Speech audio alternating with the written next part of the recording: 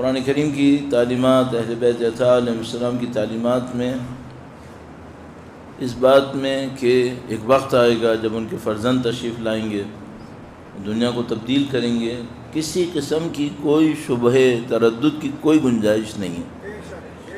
روایات مضبوط ہیں اور حد سے زیادہ اصرار اس بات کے اوپر ہے کہ اس بات میں یہ سوچنا ہی نہیں کہ کوئی بدعہ حاصل ہوگا، کوئی تبدیلی حاصل ہوگی۔ اللہ کے نبی نے ارشاد فرمایا یہ ممکن نہیں ہے، یہاں تک کہ جملہ ارشاد فرما دیا کہ قیامت نہیں آئے گی جب تک میرے فرزند تشریف نہیں لائیں گے۔ اس کے بعد کچھ بچا ہی نہیں۔ پھر ہم سب کو بھی معلوم ہے کہ امام کی تشریف آوری اللہ کے قانون کے تحت ہوگی۔ مشکل یہ نہیں ہے کہ امام کی تشریف آوری ہوگی یا نہیں ہوگی، جو قطعاً ہوگی۔ مشکل شاید یہ بھی نہیں ہے کہ کب ہوگی، کیونکہ ہم غلام ہیں، کہ نوکر ہیں، ان کے منتظر ہیں۔ سب سے بڑی مشکل یہ ہے ہم کہاں ہوں گے۔ ممکن ہے آج رات ہو، انشاءاللہ ہم کہاں ہوں گے، یہ جو معاملہ ہے۔ باقی چیزوں سے ہمارا شاید اختیاراً کوئی تعلق نہ بنے، براہ راست کوئی تعلق نہ بنے، حالات میسر ہوں گے، امام کی تشریف آوری ہوگی قانون الہیہ کے تحت۔ ممکن ہے آج ہو، ممکن ہے کل ہو، ممکن ہے ایک ہفتے بعد، ایک مہینے بعد، ایک سال بعد۔ سب سے بڑا ایشو جس کا تعلق مجھ سے ہے اور وہ میرے اختیار میں ہے، وہ یہ کہ میری تیاری کیا ہوگی، میں کہاں پہ ہوں گا۔ اچھا، اب اس کے مقدمات میں جانے کی کوئی ضرورت نہیں ہے، نہ یہ ہمارا اصلی موضوع ہے کہ مثال کے طور پر آیا ہمیں تیاری اسلحے سے کرنی ہے، آیا ہمیں تیاری پیسے سے کرنی ہے، آیا ہمیں تیاری طاقت سے کرنی ہے۔ وہ سب کی سب فرعی باتیں۔ سب سے پہلے سب کو معلوم ہے کہ چاہے وہ تیاریاں بھی کرنی ہوں، چاہے وہ تیاریاں ابھی نہ کرنی ہوں، پاکیزگی کی تیاری تو ابھی کرنی ہے، اس میں تو کوئی شبہ ہی نہیں ہے۔ آیا ابھی سے اسلحہ جمع کرنا ہے، ابھی سے پیسے جمع کرنا ہے، ابھی سے طاقت جمع کرنی ہے؟ ممکن ہے کوئی یہ کہ نہیں ابھی نہیں کرنا ہے، جب آئیں گے تب کرنا ہے۔ اس میں تو کوئی شک نہیں کہ پاکیزگی تو ابھی سے کرنی ہے۔ اس میں تو ہم نہیں کہہ سکتے کہ جب تشریف لائیں گے تب کریں گے۔ اس دن تو میں معمولاً اس کو سمجھانے کی خاطر عرض کرتا ہوں کہ بھئی جس دن اسکول کا رزلٹ اناؤنس ہو رہا ہے اس دن آپ نہیں کہہ سکتے کہ میرا ٹیسٹ لیں، اس دن تو نتیجہ اناؤنس ہو رہا ہے۔ اب آپ کہیں کہ میں اس دن جس دن ٹیسٹ ہوا تھا تیار نہیں تھا، اب میں تیاری کر کے آیا ہوں، اب فائدہ نہیں ہے کوئی، اب تھوڑی امتحان ہو رہا ہے۔ جب امام کی تشریف آوری ہو رہی ہوگی اس وقت ٹیسٹ نہیں ہو رہا ہوگا، اس وقت تو یہ جو ٹیسٹ ہو رہا ہے اس کا رزلٹ اناؤنس ہو رہا ہوگا کہ اب کون کہاں پہ گیا۔ پھر جو امام کے ساتھ ہوں گے ان کو اور امتحانات سے گزرنا ہوگا اور مثلاً درجات کے حصول کے لیے، لیکن پہلے مرحلے کے اندر کون ساتھ دے گا کون نہیں ساتھ دے گا ادھر ٹیسٹ نہیں ہوگا۔ وہ ٹیسٹ ابھی ہو رہا ہے، اس وقت ہو رہا ہے۔ اس وقت ذمہ داری ہے کہ ہمیں یہ سمجھنا ہے کہ بھئی ہمارا دین ہم سے کیا چاہتا ہے، اہل بیت اطہار علیہ السلام اجمعین ہم سے کیا چاہتے ہیں، ان کی تعلیمات ہم سے کیا چاہتی ہیں۔ تو یہ چند دن جو آپ کی خدمت میں آرائز پیش ہوئے، یہ ایک انتہائی اہم موضوع کے لیے، اور میں نے عرض کیا کہ وہ تمام تیاریوں کی بنیادی ترین جڑ اس میں ہے، فیصلے صحیح کیسے ہوتے ہیں۔ آپ کو فیصلے کرنے ہیں زندگی کے بارے میں، مال کے بارے میں، اولاد کے بارے میں، اور پہلے دن یہ عرض کیا تھا کچھ فیصلے بے ارادہ آپ سے اور ہم سے صادر ہو جاتے ہیں۔ اس کی ایک مثال بھی عرض کرتا چلوں، درود بھیجے گا محمد و آل محمد، صلی علی محمد آل محمد۔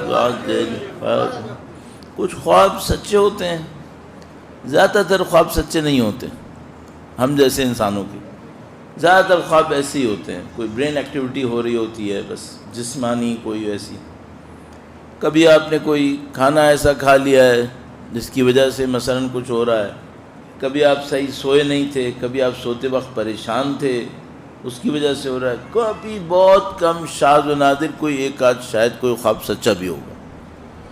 وہ جو سچا خواب ہوگا اس میں بعض اوقات ایسا ہوتا ہے کہ انسان کوئی ایسا کام کر گزرتا ہے جو بعد میں کہتا ہے میں نے کیوں کیا تھا، اچھا خواب میں اسے کنٹرول ہوتا ہے کیا؟ نہیں، خواب میں کنٹرول کہاں ہوتا ہے، خواب میں تو سو رہا ہوتا ہے وہ، لیکن کچھ کر گزرتا ہے۔ میں اپنے ایک اسٹوڈنٹ کا بہت زیادہ سنایا کرتا ہوں، ایسے موقع پہ آپ کا وقت نہیں لوں گا، کہ مثلا وہ خواب میں دیکھتا ہے کہ ایک بس کربلا جا رہی ہے، بس اس کے سامنے رکتی ہے، دروازہ کھلتا ہے، نہیں بیٹھ پاتا اس کے اندر۔ کیوں نہیں بیٹھ پاتا؟ کیونکہ کہتا ہے اندر ڈیڈ باڈیز پڑی ہوئی تھیں، اس میں خون تھا، اس میں زخمی لوگ تھے، میں دیکھ کے گھبرا گیا۔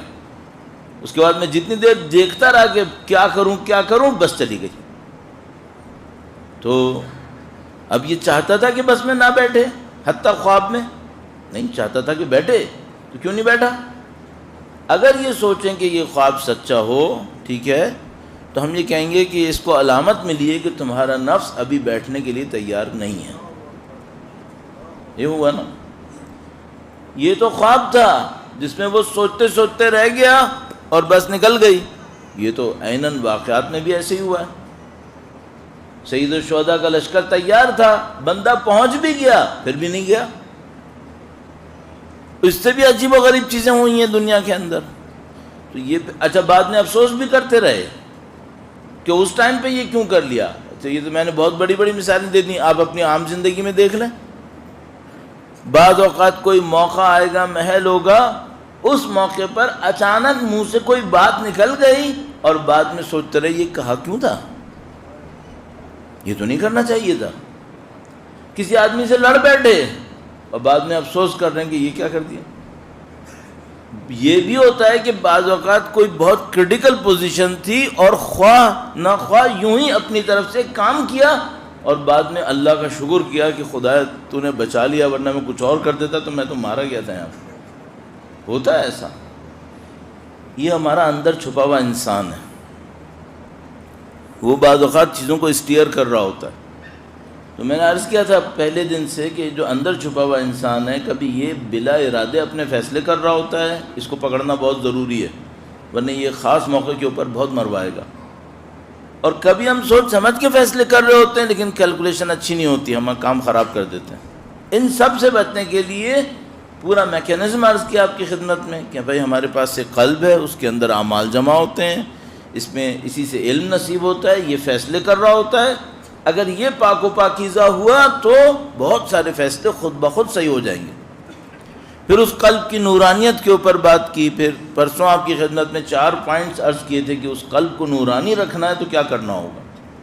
پھر کل ایک روایت اور اس کے اوپر عرض کی کہ طلبت نور القلب فوجدتہ فی التفکر والبکا، عرض ہوا کہ تفکر کے لیے کیا کرنا چاہیے، بکا کے لیے کیا کرنا چاہیے۔ اب آج تھوڑا سا ان تمام چیزوں کو جمع کرتے ہوئے چند روایات اور آپ کی خدمت میں عرض کروں گا تاکہ اس بات کو ہم یہ سمجھ کے اٹھیں کہ بھئی یہ وہ معاملہ نہیں ہے جو آپ یہ کہیں کہ یہ عرفاء کا معاملہ ہے، مولانا یہ ہمارا کام نہیں ہے۔ نہیں، یہ وہ چیز نہیں ہے۔ فیصلے صرف عرفاء نے نہیں کرنے ہیں، فیصلے آپ نے، ہم نے کرنے ہیں۔ ان فیصلوں کو کون صحیح کرے گا؟ ان کو ہم نے صحیح کرنا ہے اللہ کی دی ہوئی توفیق سے۔ اب ایک روایت اس سلسلے میں عرض کرتا ہوں آپ کی خدمت میں، درود بھیجے گا محمد و آل محمد پر۔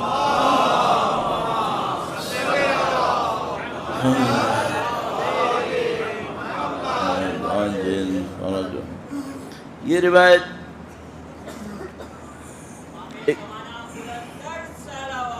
اللہم صلی علی محمد، ایک بار پھر درود بھیجے گا محمد و آل محمد، محمد محمد۔ کتاب ارشاد میں مولا چھٹے امام جعفر صادق علیہ السلام سے روایت، اللہم صلی علی محمد آل محمد وعجل۔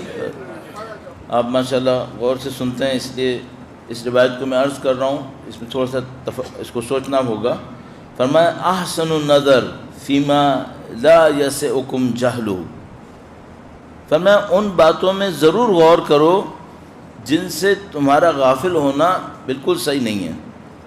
یعنی کچھ علوم ایسے ہیں جو تمہارے پاس ہوں یا نہ ہوں مشکل نہیں ہے، حتیٰ جن کا تعلق آخرت سے ہے۔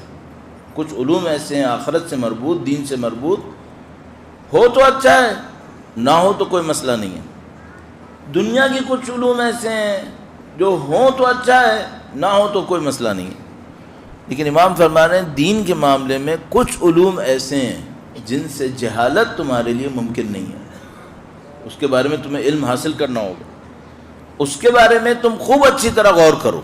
احسن النظر، اس بارے میں اپنی نظر کو اور اپنی توجہ کو اچھی طرح ڈالو اس کے اوپر، کس بارے میں؟ فیما لا یسعکم جہلہ، ان چیزوں کے بارے میں ان کے بارے میں تم جہالت نہیں رکھ سکتے، اس کے بارے میں علم حاصل کرنا تمہیں ضروری ہے۔ وَأَنْصِحُوا لِأَنفُسِكُمْ، اور اپنے بارے میں خیر اندیشی سے کام لو۔ کیا مطلب؟ اپنے نفس کو یوں ہی لاپرواہ نہ چھوڑ دو، اس کے بارے میں انصحوا، اس کے بارے میں ویسے نصیحت کہتے ہیں، نصیحت کا مطلب کیا ہے؟ اچھا سوچو اس کے بارے میں، یعنی مثلا کوئی یہ کہے کہ مجھے زیادہ پرواہ نہیں ہے، یہ جملہ نفس کے بارے میں صحیح نہیں ہے، جسم کے بارے میں بھی صحیح نہیں ہے۔ مثلا کوئی مجھ سے کہے مولانا آپ کے مثلا چہرے پر فلاں بیماری کے آثار ہیں، میں کہوں مجھے زیادہ پرواہ نہیں ہے، سامنے والا کہے گا کیسی باتیں کر رہے ہیں، آپ کی بیماری بڑھ جائے گی، پھر آپ کی یہ ہو جائے گا وہ ہو جائے گا۔ امام فرمانے ہیں کچھ علم ایسے ہیں جس کے بارے میں تم جاہل نہیں رہ سکتے، وہ علم تمہیں حاصل کرنے ہیں، اور کچھ چیزیں ایسی ہیں نفس کے بارے میں جس کے بارے میں تمہیں نصیحت رکھنی ہے، اس کو تم نظر انداز نہیں کر سکتے، نہیں کہہ سکتے مجھے پرواہ نہیں ہے۔ اب وہ ہے کیا؟ امام نے فرمایا فَإِنَّ وَجَاهِدُوا فِي طَلَبِ مَعْرِفَةِ مَا لَا عُذْرَ لَكُمْ فِي جَهْلِهِ، پھر اصرار فرمایا جہاد کا مطلب کوشش کرنا ہوتا ہے، جاہدو مجاہدات، سخت کوشش کرو ان چیزوں کی معرفت حاصل کرنے کے بارے میں جن کے بارے میں تمہیں جاہل نہیں ہونا چاہیے۔ صحیح ہے؟ بس امام فرما رہے ہیں کہ اصرار کیا 3 جملوں کے اندر کہ کچھ علوم ایسے ہیں جن پہ تم جہالت نہیں رکھ سکتے، کچھ معرفتیں ایسی ہیں جو تمہارے پاس ہونی چاہیے۔ اب تم کہو یہ عرفاء کا کام ہے، نہیں، عرفاء کا کام نہیں، امام سب کے لیے کہہ رہے ہیں، سب کا کام ہے۔ یہ بہت غلط فہمیاں آ گئی ہمارے ذہن میں کہ ہم یہ سمجھتے ہیں کہ دین کا کچھ حصہ ایسا ہے جو ہمارے لیے ہے ہی نہیں۔ کس نے کہا؟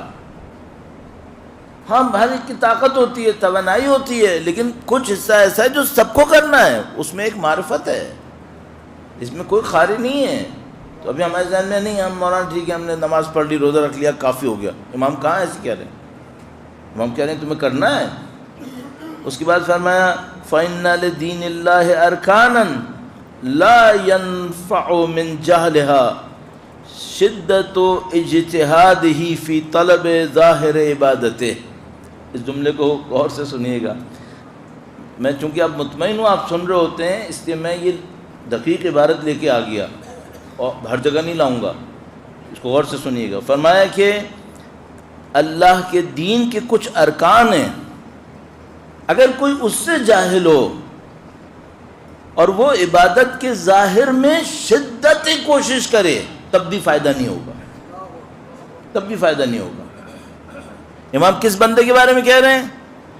امام ایک ایسے بندے کے بارے میں کہہ رہے ہیں جو عبادت کے ظاہر کے معاملے میں شدت اجتہاد کر رہا ہے۔ اجتہاد کا مطلب بہت کوشش کر رہا ہے۔ امام کہہ رہے ہیں شدت اجتہاد بھی کر لے، کوشش کی انتہا بھی کر لے ظاہر عبادت کو، اور وہ معرفت جس کے پاس نہ ہو تو اسے کوئی فائدہ نہیں ملے گا۔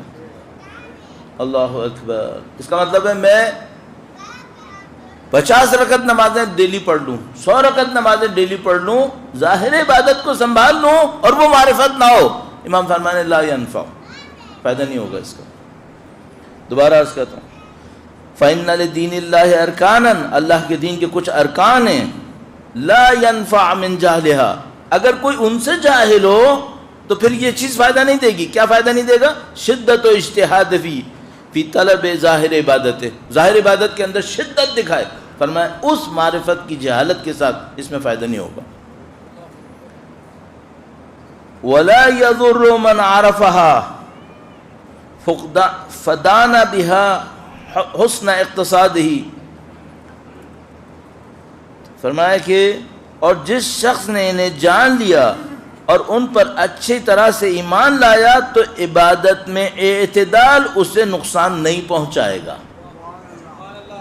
بس ایک معرفت ایسی ہے کہ اگر وہ نہ ہو اور وہ ظاہر عبادت میں شدت دکھائے فائدہ نہیں ہے، اور اگر وہ معرفت ہو اس کے پاس تو عبادت میں بہت شدت نہ دکھائے، نارمل رکھے، وہ بھی کافی ہے، وہ بھی کافی ہے بھائی۔ اب میں اپنے آپ سے پوچھا ہوں، وہ معرفت ہے میرے پاس؟ وہ معرفت ہونی چاہیے، وہ معرفت۔ امام نے فرمایا وَلَا سَبِيلَ لِأَحَدٍ إِلَىٰ ذَلِكَ إِلَّا بِعَوْنٍ مِّنَ اللَّهِ عَزَّ وَجَلَّ، اس معرفت تک راستہ سوائے اللہ کی نصرت کے ممکن نہیں ہے۔ کیا مطلب؟ یہ کتابوں سے نہیں ملنے والا ہے۔ تم یہ سوچو میں کہیں سے رٹ لوں گا، یہ نہیں ہونے والا ہے، صحیح ہے؟ یہ وہ علم ہے جو کسی اور چینل سے لانا پڑے گا۔ وہ چینل کون سا ہے؟ جو کل بھی عرض ہوا، پرسوں بھی عرض ہوا، وہ اس راستے سے آئے گا۔ وہ معرفت پڑھنے پڑھانے سے نہیں آئے گی۔ 10 روایتیں آپ پڑھتے رہیں، یقین نہیں آتا، اور کبھی ایسا ہوگا انسان کو اس نے کوئی نیکی کی، اچھائی کی، اور اچانک اس کو ایک روایت کے اوپر یقین حاصل ہوگا۔ تو یہ وہ معرفت ہے جو چاہیے ہمیں۔ اس معرفت کی بنیاد کیا ہوگی؟ مولا کا ایک اور فرمان ہے، امام نے فرمایا اگر تم اللہ کا خوف ایسا رکھو جیسے اس کے خوف کا حق ہے تو تمہیں وہ علم دے گا جس میں جہالت ممکن نہیں ہے، صحیح ہے؟ یہ وہ معرفت ہے، یہ وہ معرفت ہے۔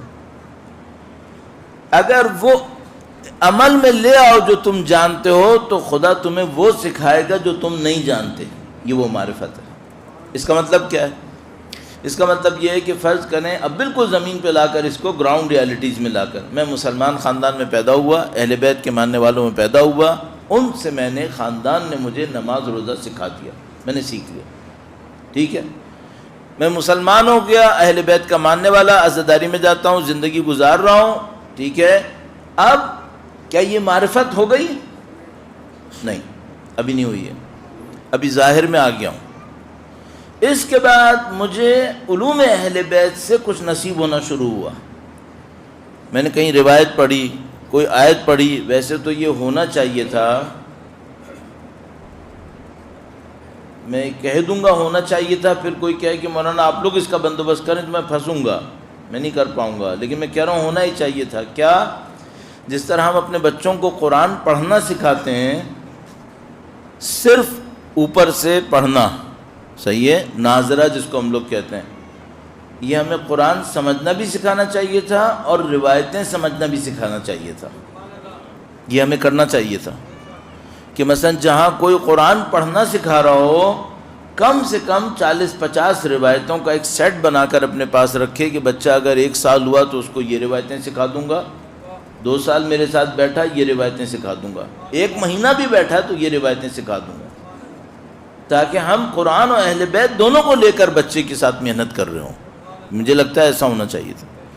تو امام فرما رہے ہیں کہ تمہیں یقیناً وہ معرفت لانی پڑے گی، اس معرفت کے بغیر تمہاری ظاہری عبادت کے اندر شدت کافی نہیں ہوگی، وہ معرفت اللہ کی عون سے حاصل ہوگی، اور وہ جو اللہ کی عون سے حاصل ہوگی وہ کیسے ہوگی؟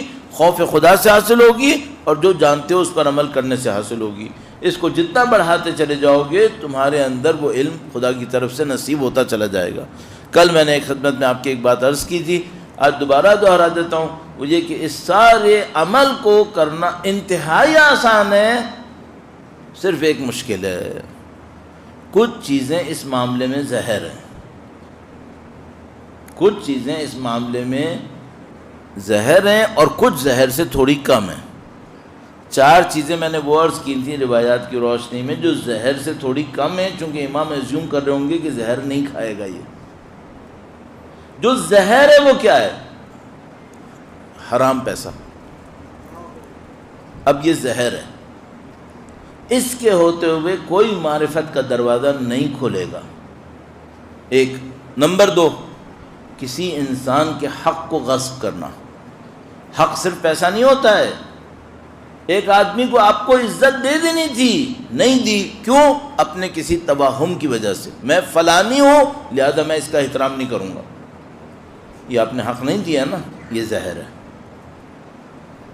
جس کا خدا کہتا ہے احترام کر لو، انسان ہونے کے ناطے احترام کرو، کیوں نہیں کر رہے؟ میرا سوشل اسٹیٹس ہے، یہ تم نے زہر کھا لیا۔ اب اس کے ہوتے ہوئے کوئی معرفت نہیں آتی۔ یہ جو ہماری قوم بہت، میں دونوں ہاتھوں جوڑ کے بھی معافی کہہ سکتا ہوں، معذرت چاہتا ہوں، یہ جو ہماری قوم جہالت میں گھوم رہی ہے بہت بڑا حصہ، اس کی ایک وجہ یہ ہے کہ ہماری زندگیوں کی بنیادیں کچھ ظلم کے اوپر بن گئی ہیں. یہ ہم مشکل آ گئی ہے. آپ کہیں مولانا بہت الزام لگا رہے ہیں، آپ نہیں، الزام نہیں لگا رہا ہوں، آنکھوں سے نظر آ رہا ہے. کچھ بنیادیں ظلم پہ بن گئی ہیں ہماری. وہ بنیادیں کیا ہیں؟ یہ جو ہم نے جھوٹے اپنے لیے رتبے بنائے ہوئے ہیں، یہ جو جھوٹی منزلتیں بنائی ہوئی ہیں، پیسوں کی بنیاد پر، شہرتوں کی بنیاد پہ، طاقتوں کی بنیاد پہ. اس کو کس رتبے کو خدا نے مانا ہے؟ اس میں سے کہاں سے مان لیا؟ اس کے ہوتے ہوئے معرفت آئے گی. پیسے کے معاملے میں بہتات نہیں ہے، جو ایرا غیرہ پیسہ آتا ہے اس کو لے لیتے ہیں. اس میں معرفت آئے گی؟ کہاں سے آئے گی معرفت؟ یہ تو زہر ہے. اس کے بعد پھر یہ دوسرے مکروہات کا معاملہ تھا جو 4 روایتوں میں نے ایک روایت میں 3 اور ایک میں ایک اور عرض کیا. وہ پھر مکروہات کے اندر داخل ہو جائے گا اس کے مقابلے میں، ورنہ یہ تو زہر قاتل ہے، اس کے تو کچھ ہوتا نہیں ہے. اب کوئی مجھ سے کہے مولانا چلیں اگر ایسا ہے اور وہ آدمی جان چھڑانے کی کوشش کر رہا ہے تب بھی معرفت نہیں آئے گی؟ نہیں، پھر آ سکتی ہے. اگر خدا نہ کرے کوئی کسی ایسی مصیبت میں مبتلا ہے اور اپنے آپ سے عہد کر لے کہ میں نے جان چھڑانی ہے، مجھے اپنے آپ کو اس بلوے سے نکالنا ہے. کیونکہ خدا تو اتنا کریم ہے کہ اچھائی کے ارادے کو بھی ایسے ہی سمجھتا ہے جیسے بندے نے اچھائی کر لی ہے. خدا تو کریم ہے، تو وہ اس کار خیر کی نیت کو بھی کاؤنٹ کرتا ہے کہ بندے نے خیر کر لیا ہے، تو وہ وہیں سے دروازے کھلنا شروع ہو جاتے ہیں. اللہم صلی علی محمد محمد وعجل فرج. آپ کو بس ایک روایت کی زحمت اس سلسلے میں اور دوں گا، درود بھیجے گا محمد وآل محمد پہ. ما صلی علی محمد محمد وعجل فرج.